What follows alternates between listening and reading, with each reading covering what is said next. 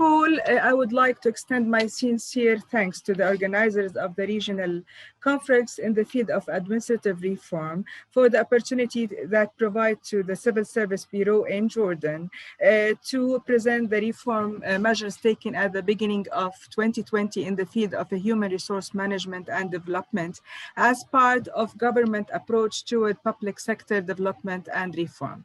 And also I would like to thank Tunisian government for hosting such regional conferences aimed at exchanging experience and knowledge and transferring experience between countries. I would like first to share with you on the screen the presentation for measure taken in the field of human resource management in government apparatus. But at the beginning, I would like to give an overview of all overall reform measure in the field of human resource management and development in government. Improving the performance of the government apparatus in all its axes, specifically the management and development of human resource, has been and it is still on the top of the priority of governments in Jordan. And this focus comes as the human elements is the main engine in implementing development and reform program in all economic and social fields. So in the first month of 2020, the government issued the third reform package to announce a new civil service bylaw that includes many reform and development policies that are planned to have a direct impact on enabling the government to meet its human resource needs by preparing the necessary competencies and expertise.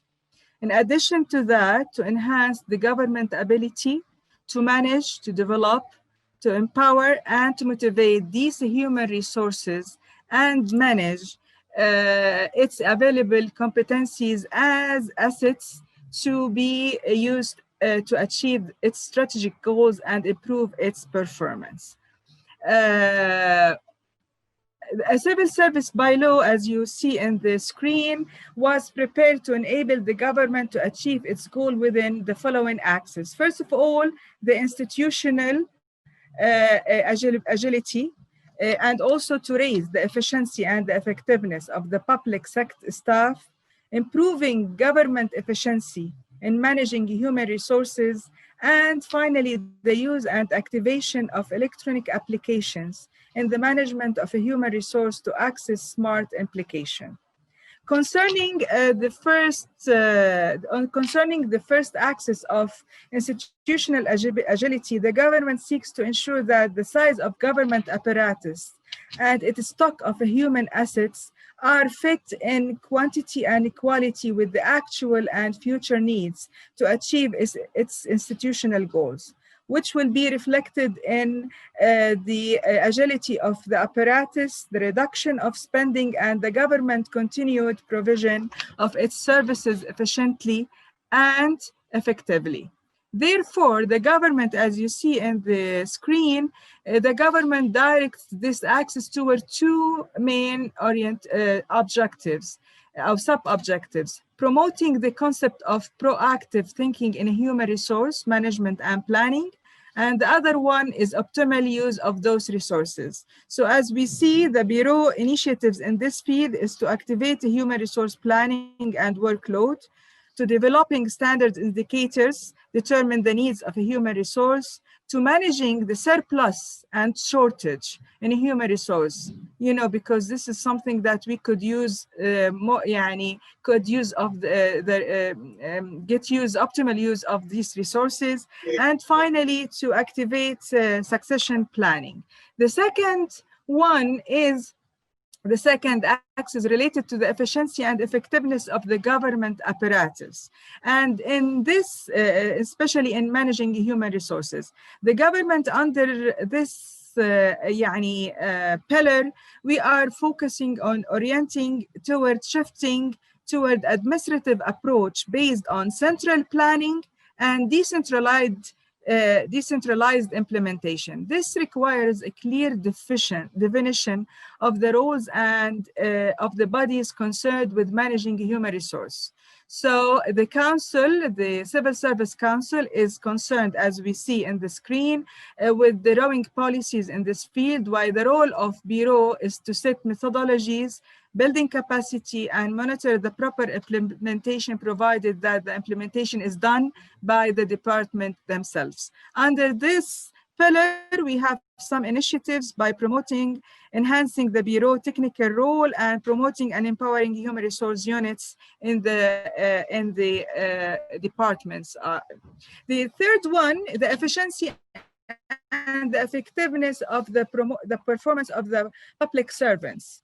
So, under this, the third one is the government seek to consolidate the concept of a human resources management based on competencies. And this is the main shift that happened within the new bylaw. So as we see, there is a sub in the screen. We are aiming to adopting the job competencies based general framework. We are activating and applying the concept of specialized career path, with which I will give you more details about. The training path and linking it to path and competencies, the career path and competency, and linking individual in performance to the institutional performance. The final axis is, which is the last one, is related to enhancing the ability to meet the department human resource needs.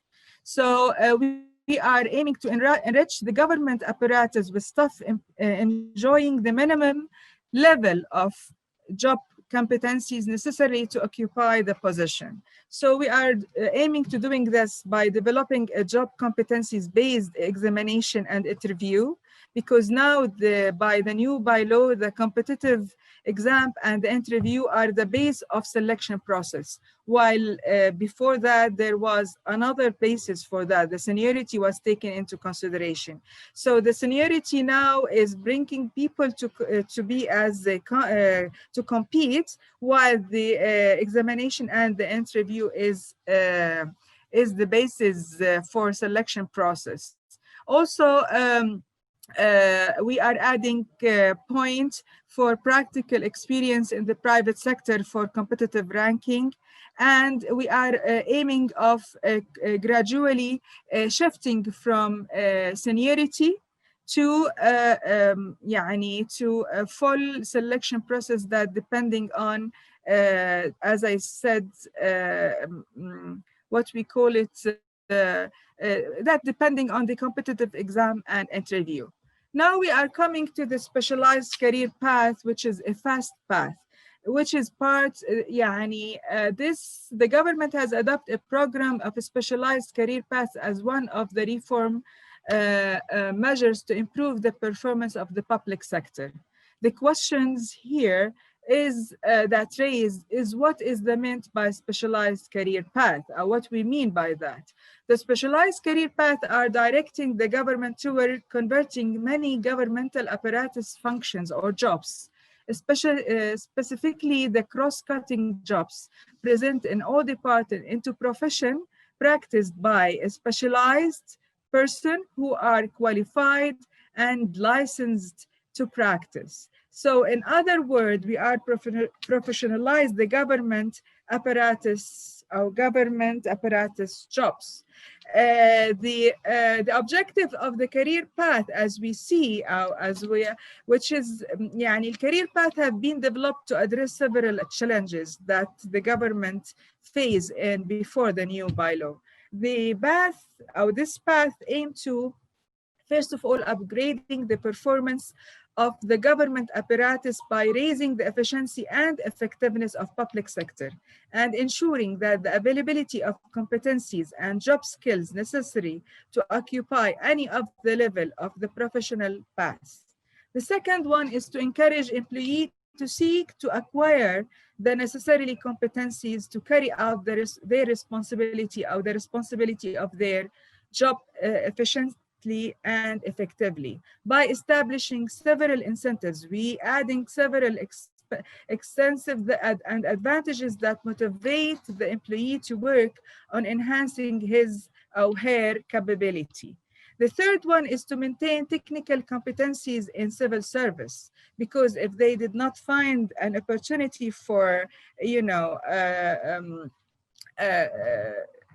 opportunity for career advancement, they will start the technical competency, start finding looking for a job outside the civil service. So we are aiming to maintain the technical competency in civil service and raising the level of employee satisfaction by finding a motivation career path that gives them the opportunity to rapid career and to take advantage of the incentives of a specialized career path. The final one, or the final objective, is to provide an opportunity for career advancement outside the framework of promotion within the leadership position. Cadre de promotion que nous avons, parce qu'il y a un problème que tout le monde attend. So this is something that may be frustrating, feel everybody frustrating from this. The second, here the career path component, the career path consists of several components. We're starting from number one, it's contain a level and ranks that constitute the path of professional development and promotion of the targeted jobs. The other one is, and even before we let's stick in the first one, also each level and the level and ranks of these paths reflect the complexity and difficulty of the task and job competency for each level. The second one, or the second component, is the technical, is a framework of technical competencies and behavioral competencies related to the career path, which include the competencies, we identifying the competencies, its description, and the behavioral indicators for each level. Based on this framework, we are preparing the training programs and preparing the evaluation or the test for passing the training or for passing the, so the third one is the professional development document, which include the training programs for each level that based on the behavioral indicators or the competencies, the international and local approved professional certificates, because there is some certificates could be as alternative or options than taking the training itself, in addition to the evaluation mechanism and test for passing the training program. The third or the fourth one is the practice license document at its various level in the public sector, which include the authority responsible for conducting the evaluation and granting the practice license, the conditions for passing the evaluation tools, and granting and renewing the practice license, because the license should be renewing every 5 years. So, because everything is changed and we need everybody for working on themselves in what we call it continuous training. The fifth component is the conditions and requirements for moving from normal career path to a professional career and promotion within its level. And within each level, we have specific conditions that I will give you some idea about. A set of incentives and advantages, as I said, granted to occupiers of career path, including technical allowance and rapid career advancement. Because people in our, career needs to, on the career ladder, needs to spend more than 25 years in order to, so we need some, we need to incentives in terms of rapid career advancement that could be added for them, and they could, by this they could working on themselves to be ready to moving to the normal path, to moving to the professional path. The government focus in the first phase on the number of occupations of several jobs located in many of the job groups that appear on the screen in front of you. As government seeks to focus on these jobs and to work on performing administrative and financial technical jobs in the department and institutions. What we call it central jobs. Yani all, you know, we need to make sure that we will focus or start with the administrative and financial and technical jobs, which is we will find it in all department and institution, which is the cross-cutting jobs. As you see here, we are presenting to you a number of or the group of jobs that will be included in the first phase. Here, as you see, to clarify the idea, an illustration has been prepared that appear on the screen in front of you as example of applying career path to human resource management jobs. As you see that the employee have two options, even to a regular path, which is the normal path. He or she could obtain title of a human resource administrator, and they could annually automatically promotion on the career ladder. Every year they will take their promotion. But if they decide to be part of the professional path and they already achieve all the conditions, they could gradually start having new titles, as you see here, starting from assistant human resources specialist to the expert. So they will obtain these professional titles, and also they will, as I said, have they will get advanced 3 ranks with each promotion, including the career path. Yani, as I said, for the normal path, every year they will take 1 rank, but if they have the condition, they can advance 3 ranks with each promotion, and this is what we call it a fast path for the employee. Also there is a technical allowance for accepting acceptable experience to compete for supervisory and leadership position. Yani, even if they not take a position of supervisory and leadership position, but we consider it in the final 2, the senior human resource specialist and expert, we consider it as a leadership and supervisory position if they want to compete in the future on any leadership position, high leadership position. Here is the promotion condition from 1 level to the higher one. As you see in the front of you, the first one is they should pass the approved professional development and training program. They should pass the approved technical and behavioral competencies assessment. We should have an actual service period, yani, in human resources. There is a minimum job grades. Yeah, not everybody in the government could go. There is a grades in the on the main table that there is some available vacancies at the professional level. Not everybody could shift to the career path. And outstanding professional program, and the 7 is the what we call it a multi 360 evaluation. Additional benefits, this is the benefit that I already present to you before: professional allowance, annual fast path, and acceptable experience to compete for the job supervisory and leadership. The final slides is how we control the proper application of career path and achieving their objectives. First of all, by establishing career path in the civil service by law. We have articles, the articles number 90 is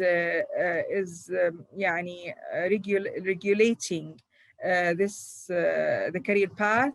issuing general instruction for career path in the civil service, which include more details, observing the principle of good governance in the regulatory framework concerned implementing a professional path, raising the level of awareness and knowledge of higher departments and higher responsible people in the government apparatus of a specialized professional path and the effect of their proper training, conducting training and determining limited for the updated job grades for the purpose of professional advancement, and finally establishing controls and conditions for dealing with the current employee to move to the thank you for listening. I hope that I in this presentation give you an idea about what the government, the measurements, the reform measures for in general overview in the field of human resources, and give you more details about the specialized career path. Thank you very much.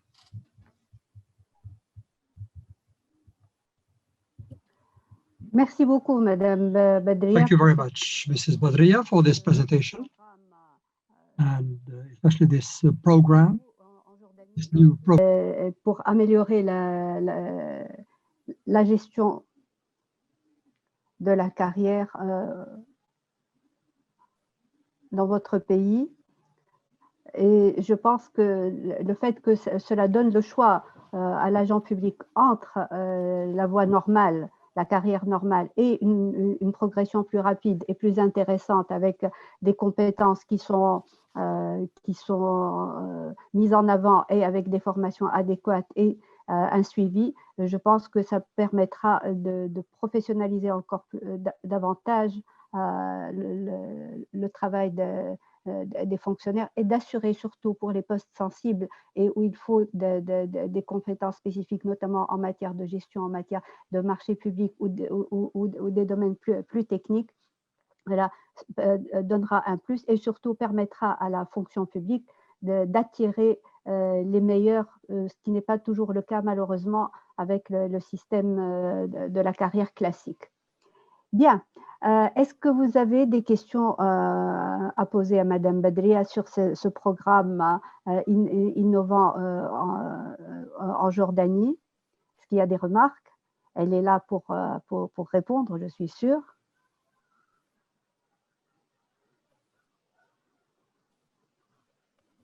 Je ne vois pas de main qui se lève, je ne vois pas de questions. Est-ce que je considère que toutes ces informations sont bien passées et que vous n'avez pas d'interrogation? Monsieur Dahar, Tayyip Toufik, il vient de lever la main. Allez-y, c'est Toufik. À vous la parole. Good morning. Good morning. Bonjour. Merci. Present myself. My name is Tayyip Toufik Dahar. I am a Deputy Director of Civil Servant Statutes working for the Ministry of Interior and Local Authorities in Algeria. My question is whether the civil service system in Jordan, whether is it a position-based system or a career-based system? And if it is a career-based system, don't you think that that is a little bit difficult to implement such rapid and advanced career path as you mentioned? Thank you very much. Thank you for your question, Anna. As I said before that, no, it's not a career path or career-based system, and that's why we are trying, because we cannot change the system. We are, by having this new bylaw, we are gradually going to shift to a career path system. our career-based system. Now, that's why we come up with this program, because we are facing a lot of program related to the efficiency and effectiveness of the public staff. And you know, if you want to raise up and to if you want to achieve what the government aim in order to toward public sector development and to raise up the efficiency and effectiveness of our public institutions, we need to focus on staff and employee, and that's why. And we want them to seek for. We want them to fight between the in order to raise their competencies and to work on themselves, because we are feeling now that everybody are depending on the government and depending on us on the training but we need them to seek for that, as I said, to enhance the employee, to seek to acquire the necessary competencies. So this is for the second part of your question, I don't think that it is an easy program at all. But if you want to change, we need to, if you want to reform, we need to look at a shift program reform in order to achieve something in the public sector. That's why we know it's not an easy. We are now preparing the instruction that I already present. This instruction will be established by 1 month from now. And then we will start working on having a special instruction for, because as I present to you one of the positions or the job, the human resource jobs, but we will do a special instruction for every jobs from the job group that I present before. It's not easy, we know that, but we are preparing ourselves now in order to implement this program. I hope I answer your question. Thank you. Yeah. And before I leave, I will share with you all the presentations and some documents that will help for exchanging experience. And I'm ready for any from the colleagues in the future, if anybody wants to share with them this experience, we are ready. Because, we try to find out if there is any experience in the region or even out, but we did not find. That's why I think it's unique, because we try to put all this, thinking on it. So I think that, and we are ready to exchange experience, even between our colleagues, even if it's not in the conferences. I mean, anybody could send me in the email or by a phone number, and I'm ready for any questions. Thank you very much. Merci beaucoup. C'est nous qui vous remercions. Thank you very much. We thank you